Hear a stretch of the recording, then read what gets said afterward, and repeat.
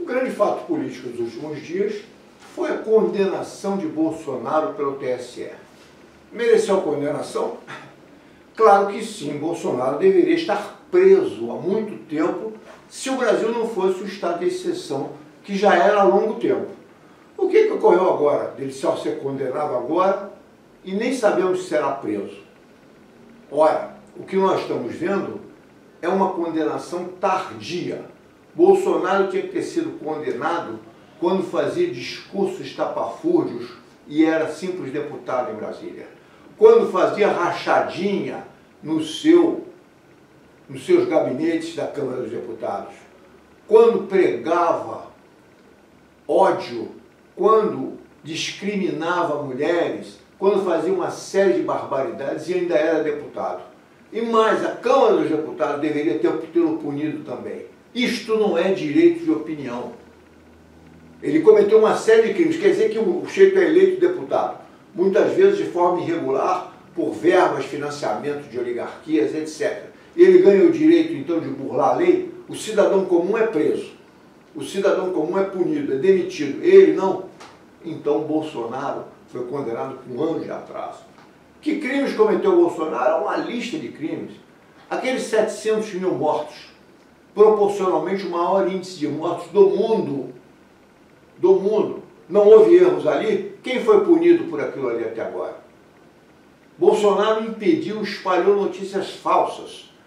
Ligação entre Covid e AIDS, mentiras, brincadeiras de um péssimo gosto, que contribuíram para uma mortandade muito maior de pessoas no Brasil.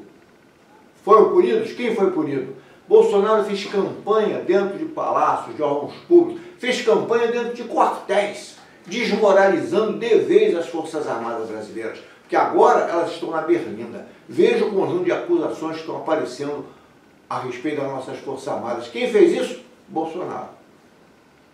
Hoje já se tem uma lista enorme dos militares que fizeram cursinho no Panamá. Então hoje os militares foram colocados na berlinda, porque a punição não pode ser para Bolsonaro. E o Cid vai ser punido? O ajudante de ordem? Ajudante de ordens. Como é que Bolsonaro não sabia o que o outro estava fazendo? Isso é uma brincadeira. Quer dizer, o estado de exceção brasileiro, no sentido de Jorge Agamben, estado de exceção, não é estado de sítio, não é isso. O estado de exceção brasileiro que manobra através das interpretações jurídicas e da falta de efetividade da norma jurídica, ou seja, o não cumprimento dela pelas próprias autoridades incumbidas de fazê-lo, eles não cumprem o seu dever e silencia sobre tudo aquilo corporativamente.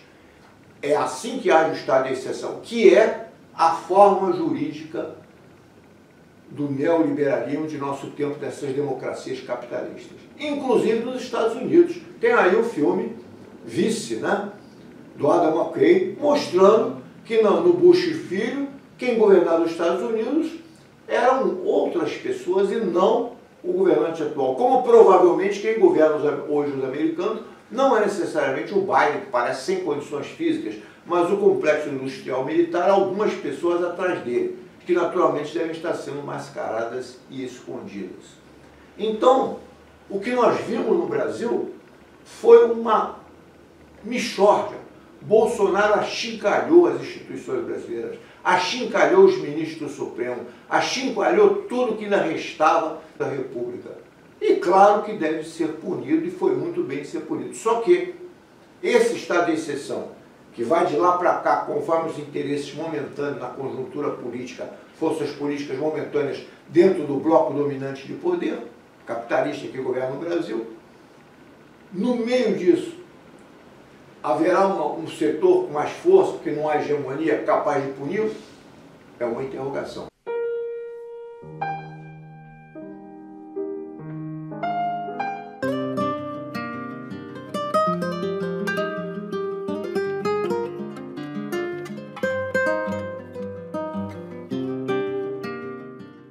Olha esse caminhando. A Fato Aurélia mostra que essa dívida não tem pé nem cabeça, ela funciona por cinema para os amarrar a interesses estrangeiros, ainda tem o Banco Central como uma pedra. Nós estamos num absurdo.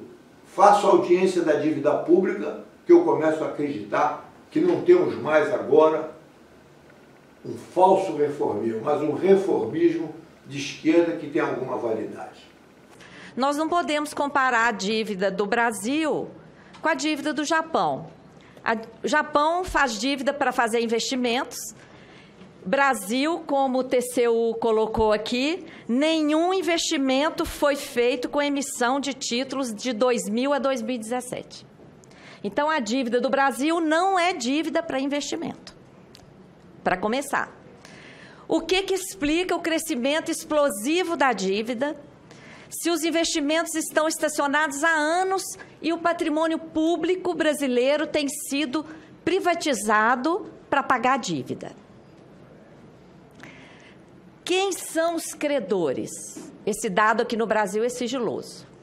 Então, só esses 3 tópicos já mostram que a auditoria deveria ser uma praxe, uma constante, publicada em outdoors, porque o povo que paga a conta tem direito a ter essas informações.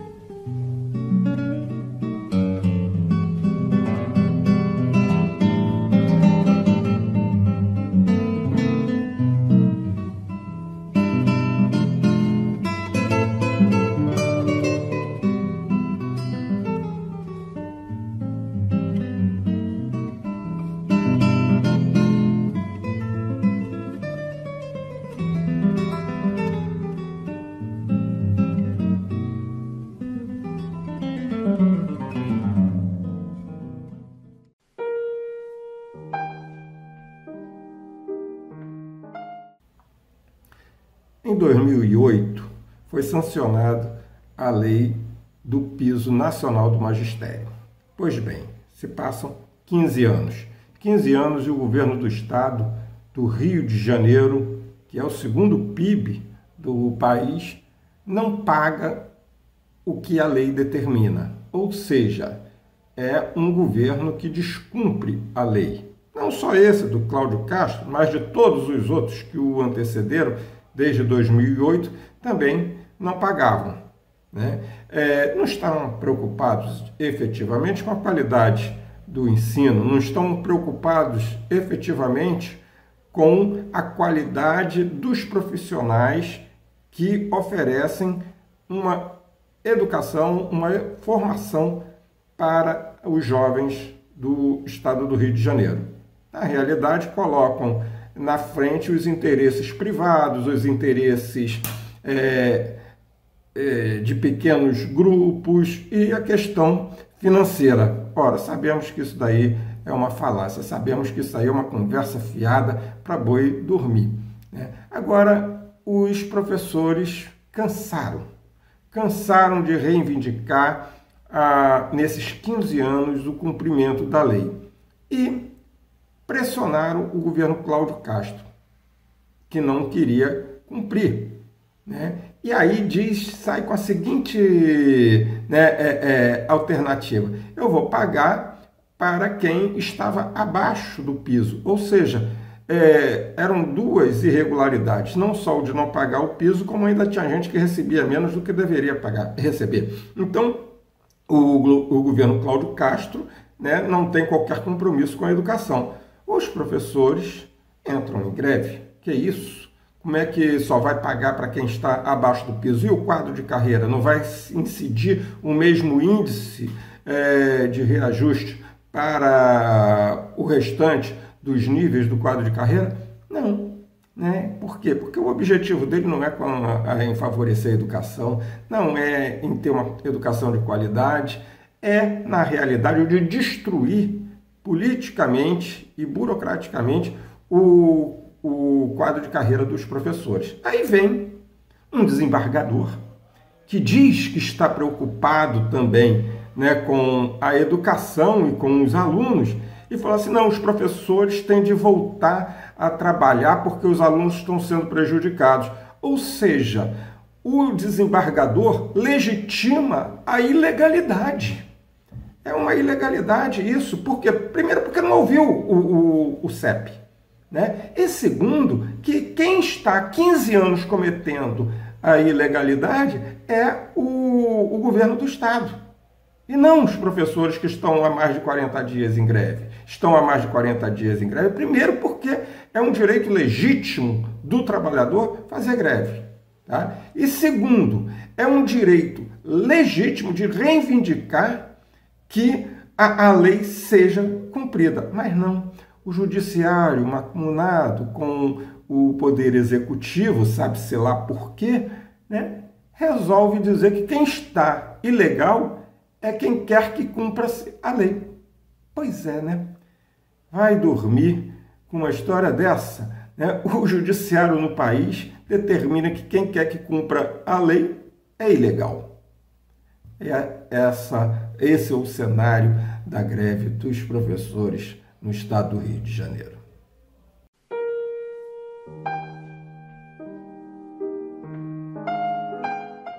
Todo mundo sabe que os Estados Unidos têm se envolvido em guerras no Oriente Médio há décadas, principalmente em países produtores de petróleo. Teve guerra na Líbia, teve guerra na Síria, teve 2 guerras no Iraque, também teve guerra no Afeganistão. Então o Irã, país produtor de petróleo, olha para o mapa e diz, pô, eu tô bem aqui no meio, né? O próximo pode ser eu. E fala, vou construir uma bomba atômica, porque os Estados Unidos não vai atacar um país que tem bomba atômica. Aí os Estados Unidos faz o quê? Fala, não, você não pode ter bomba atômica, porque bomba atômica é errado, e você também não é uma democracia, você não respeita os direitos humanos, vamos impor sanções pesadas em você, eu vou falar com meus amigos, não vamos mais comprar petróleo de você não. Aí agora começa todo esse problema com a Rússia, e os Estados Unidos querem impor sanções severas à Rússia, e o seu Joe Biden anuncia que vai falar com todo mundo para parar de comprar petróleo na Rússia. Só que sem o petróleo da Rússia vai aumentar muito o preço para todo mundo, vai gerar inflação no mundo inteiro, inclusive nos Estados Unidos. Então os Estados Unidos precisam achar uma outra fonte de petróleo para cobrir isso. Então o que eles fazem? Retomam conversas com o Irã e com a Venezuela para acabar com as sanções e voltar a comprar petróleo desses países. Ué, mas eles não eram terríveis? Não eram ditaduras? Não estavam querendo fazer bomba atômica? A mídia não é imparcial, a mídia também tem lado, pessoal. Assim como os políticos, a mídia também defende os seus interesses e os interesses de quem a financia. Então o Zelensky é herói ou não é herói? Pra mim ele não é herói não, ele só é um bom ator e está sendo usado por forças aí que querem estender essa guerra por mais tempo aí por motivos muito alheios ao da população da Ucrânia. É uma crueldade sem fim você pedir que essas pessoas vão lá morrer por causa das suas disputas políticas. Não dance o tango da mentira e da morte, mas o da vida e da esperança. Caminhando Jornal TV. Uma revista digital política e cultural com política, poesia, letras, dicas, música e muito mais.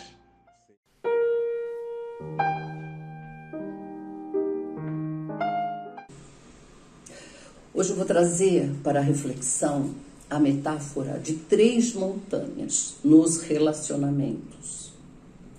A montanha da incompreensão, a montanha dos eu primeiro e a montanha da comunicação violenta e do não pedido de desculpas. O que significa isso nos relacionamentos amorosos? Tudo começa uma lua de mel. Vamos subir a montanha de mãos dadas, com conversas, com encantamento, e tudo vai bem. Até que, no topo da montanha, eu começo com a história do eu primeiro. Eu primeiro preciso resolver as minhas coisas, eu primeiro quero ser atendida nas minhas necessidades, eu primeiro, e não olho o que o outro está dizendo ou falando, o diálogo já começou a ter ranhuras. E por fim, para os relacionamentos darem certo, eu preciso ter consciência das falas violentas. A comunicação violenta, ela pode ser um simples ato de palavras mal empregadas e o não pedido de desculpa. Então, isso acontece a ofensa, a mágoa, o ressentimento, até que o casamento ou os relacionamentos amorosos não perduram. Então vamos pensar como você quer subir as montanhas com os seus parceiros. Vamos pensar, refletir e agir da melhor maneira possível para que os relacionamentos durem mais.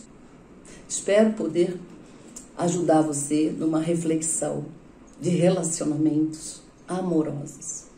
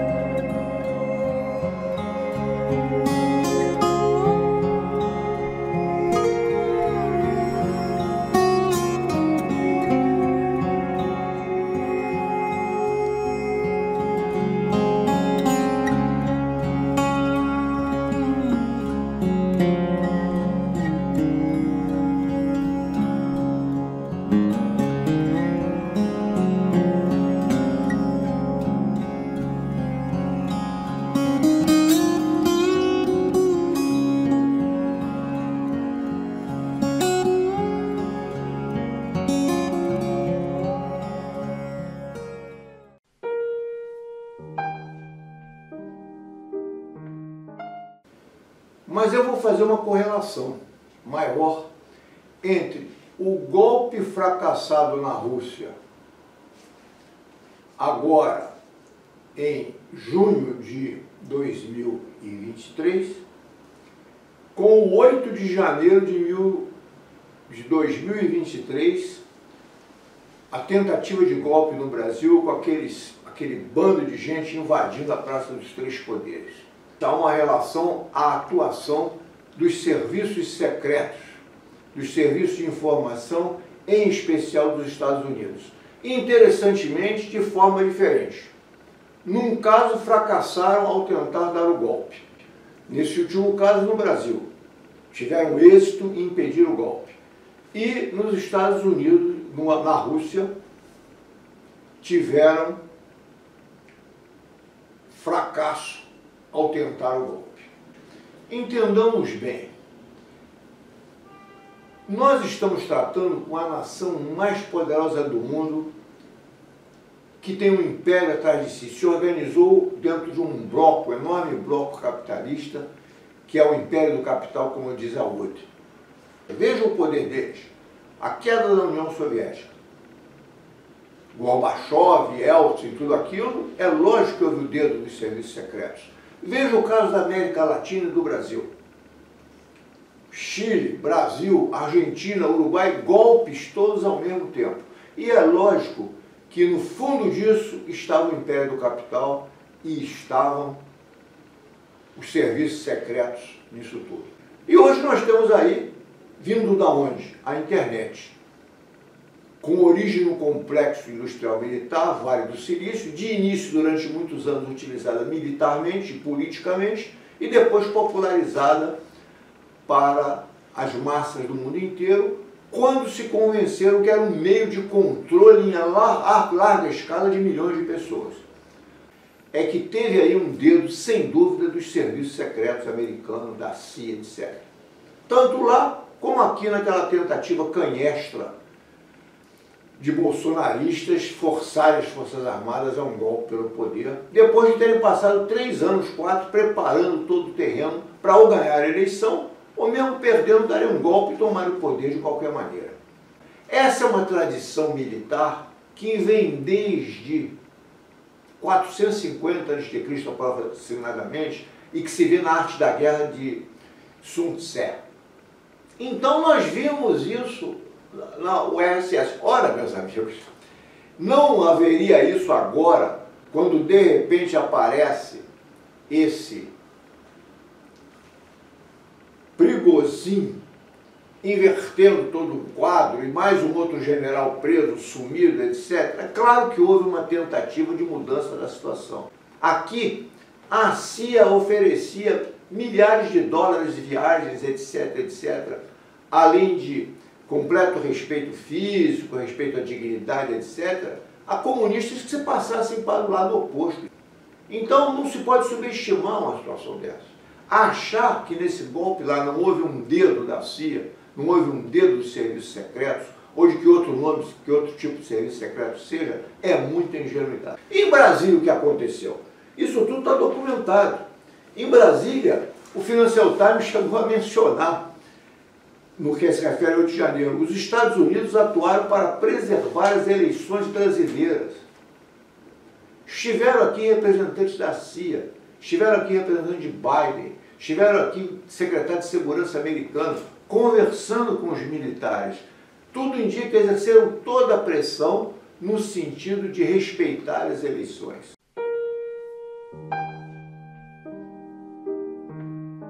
Aqui estão as maneiras corretas de cortar frutas que só descobrimos aos 40 anos. 1. Melancia. Corta ao meio, faça alguns cortes horizontais e depois verticais. É muito conveniente comer direto assim, e a mãe nunca mais precisará se preocupar com suco de melancia por todo o rosto. 2. Abacaxi. Corta a parte superior e inferior, corta ao meio, e siga o padrão da fruta para fazer alguns cortes horizontais e verticais. Dessa forma, é limpo e higiênico.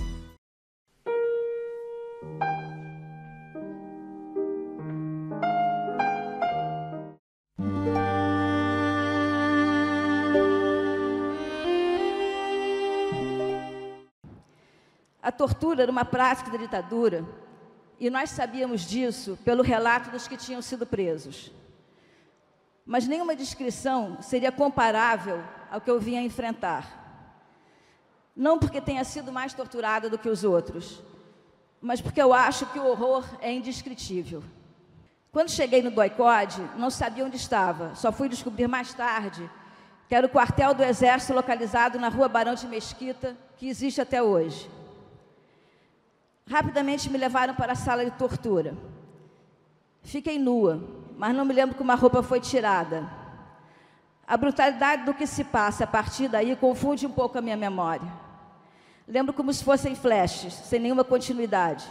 De um momento para o outro eu estava nua, apanhando no chão.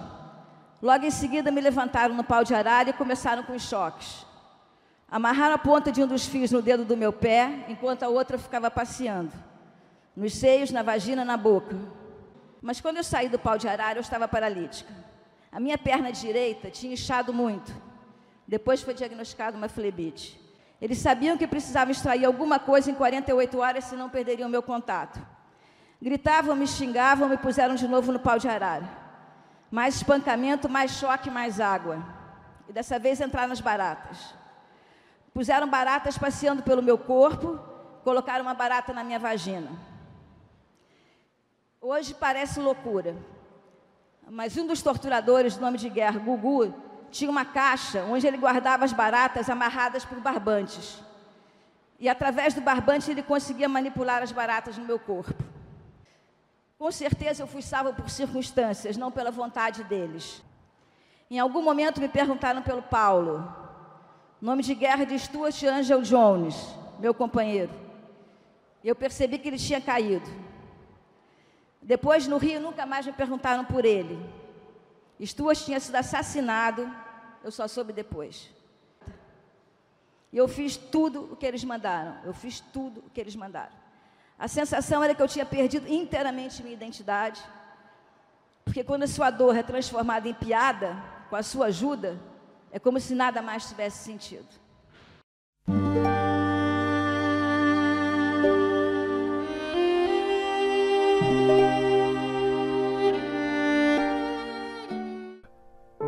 No Brasil, são mais de 50 mil crianças e adolescentes desaparecidos a cada ano.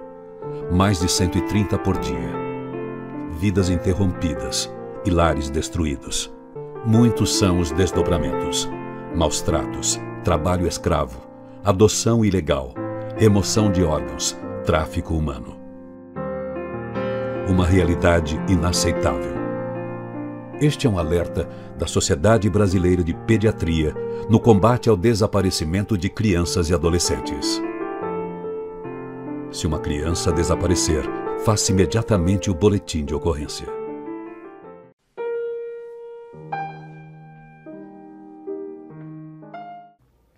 Eu gostaria de chamar a atenção para a postura seletiva das grandes potências. Postura seletiva, por exemplo, pegando o fato da semana passada, que foi a explosão do mini submarino, né, com 5 milionários que haviam ido visitar os destroços do Titanic. Seletiva por quê?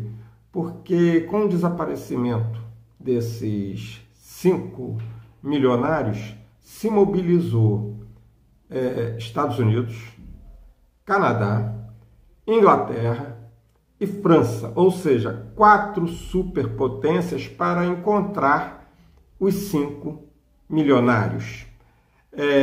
Afinal de contas, esses 5 milionários, lógico, como qualquer outro ser humano, não pode ser largado à própria sorte, ainda mais no fundo do mar. Entretanto, a gente tem de lembrar, né, que essas mesmas superpotências não têm a mesma postura quanto à questão dos imigrantes que atravessam o mar Mediterrâneo, ou vindo da África, ou vindo da Ásia. Eles são escorraçados, eles são presos, eles são, na realidade, confinados à sua própria sorte, passando fome, homens, mulheres, crianças, né, idosos, porque eles não podem entrar na Europa. Afinal de contas, não tem conta bancária, então não pode entrar na Europa. Mas, para os 5 milionários, essas potências se mobilizaram. Quanto à questão, vamos pegar um outro exemplo, na fronteira com o México e os Estados Unidos, como são tratados, né, aqueles imigrantes que tentam atravessar a fronteira, a chicotada, a tiros, né, confinados, separados os filhos dos pais, enfim. Essa é a democracia que essas potências defendem para o mundo, ou seja, todos os direitos para eles e para o resto do mundo só obrigações, nada de direitos. Afinal de contas, vocês não têm a conta bancária.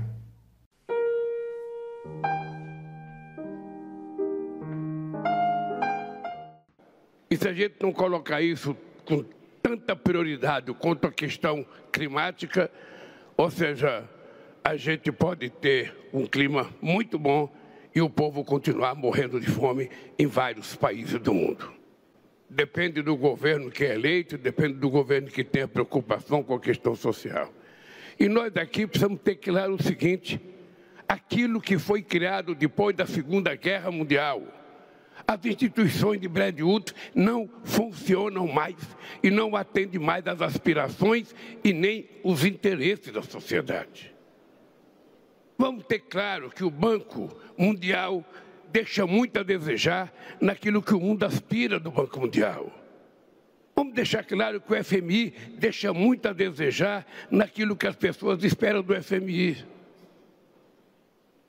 E muitas vezes os bancos emprestam dinheiro e esse dinheiro emprestado é o resultado da falência do Estado. É o que estamos vendo na Argentina hoje. A ONU foi capaz de criar o Estado de Israel em 48 e não é capaz de resolver o problema da ocupação do Estado palestino. Então, se nós não mudarmos essas instituições, a questão climática vira uma brincadeira. E por que vira uma brincadeira? Quem é que vai cumprir as decisões emanadas dos fóruns que nós fazemos? É o Estado Nacional? Vamos ser francos. Quem é que cumpriu o protocolo de Kyoto? Quem é que cumpriu as decisões da COP15 em Copenhague? Quem é que cumpriu o Acordo de Paris? Ou seja, aí não se cumpre porque não tem uma governança mundial com força para decidir as coisas e a gente cumprir.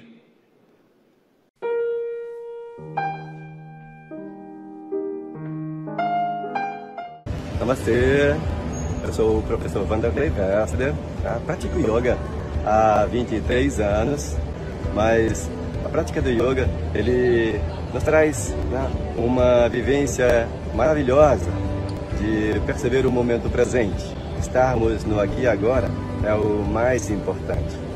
O yoga é um estado de união com você mesmo, com o divino, com o universo, com o nome que nós queiramos dar, né, para essa prática maravilhosa de estar com a gente e estar, óbvio, com a natureza à nossa volta, com as pessoas, num estado de equilíbrio, de harmonia e bem-estar. A prática de yoga nos proporciona alegria, nos proporciona saúde, nos proporciona equilíbrio, faz com que nós possamos instantaneamente aliviar do estresse do dia a dia, da ansiedade que minam as estruturas do nosso corpo. Você fecha os olhos e escolhe ter saúde, escolhe ter harmonia. Mas lembra, isso é prática, isso é exercício. É preciso todos os dias praticar um pouquinho de respiração consciente. Você se preencher, faça um pouquinho de prática e você realmente vai se sentir uma pessoa leve e feliz. Namastê.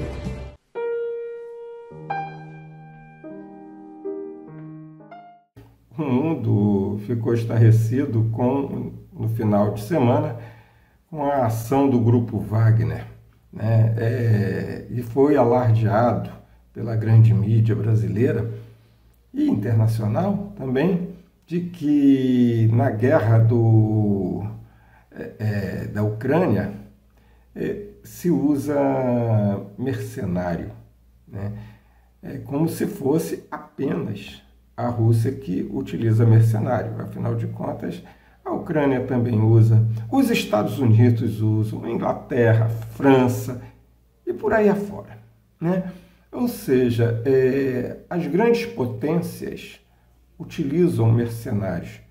E o que é essa figura? Não importa se juridicamente, legalmente, elas têm algumas categorias diferenciadas, mas Um mercenário é um camarada que vive da guerra. Então, a última coisa que um sujeito desse, que um grupo desse quer é a paz, né? Então, utilizar mercenários já deveria ser questionado pelo mundo inteiro. Ora, as grandes potências usam mercenários. Mas vamos adiante.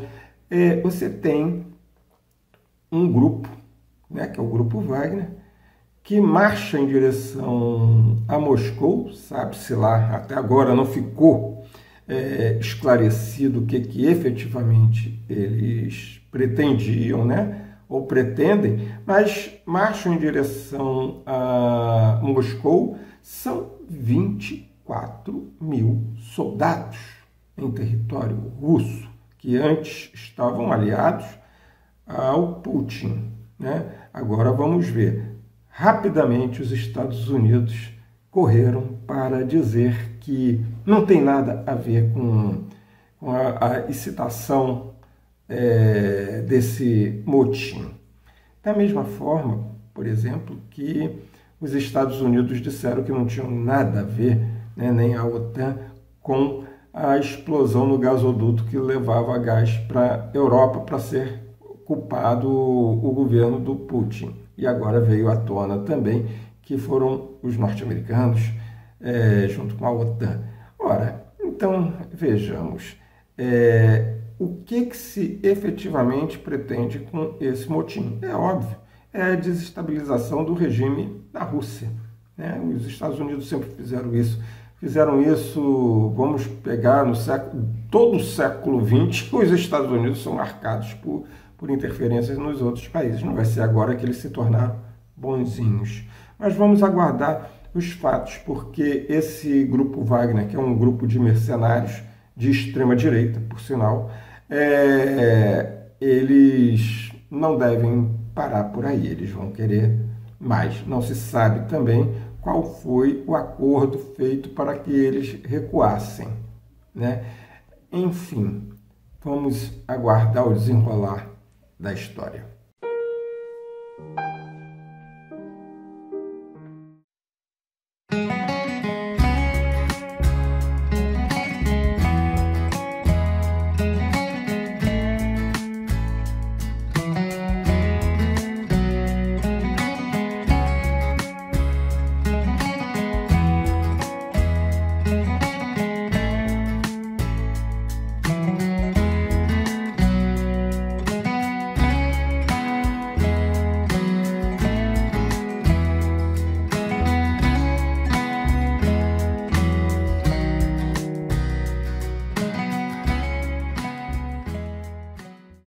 O Rio de Janeiro, em julho, é a capital mundial da harpa.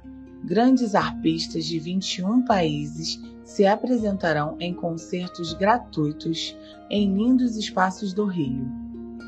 Veja a programação nos sites do Rio Harp Festival e Música no Museu.